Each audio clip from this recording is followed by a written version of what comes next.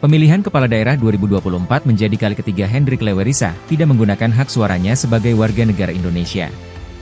Yakni pada pemilihan Presiden 2019, pemilihan Presiden sekaligus Legislatif Februari 2024 dan hari ini pada pemilihan Gubernur Maluku 27 November 2024. Kali pertama Ketua DPD Gerindra Maluku itu sempat ke TPS yang tak jauh dari rumahnya di kawasan Negeri Rumah 3 Kecamatan Teluk Ambon. Namun, Lewerisa hanya duduk sebentar, kemudian bersama istrinya balik ke rumah. Kali kedua, calon gubernur Maluku itu mengaku telah mencoblos sejak Rabu 14 Februari 2024 pagi di TPS 5. Namun setelah ditelusuri ternyata nama Hendrik Lewerisa tidak tercantum dalam daftar pemilih tetap yang ditempelkan pada papan pengumuman tepat di samping pintu masuk TPS 5. Ketua KPPS TPS 5, Nadila Anatasha yang dikonfirmasi juga membenarkan Lewerisa memang tidak masuk DPT TPS.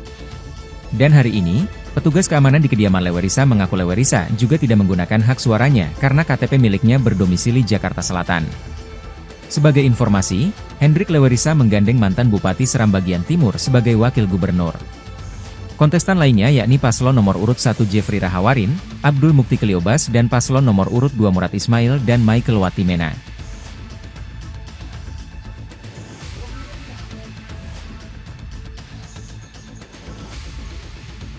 Download Tribun X sekarang, menghadirkan lokal menjadi Indonesia.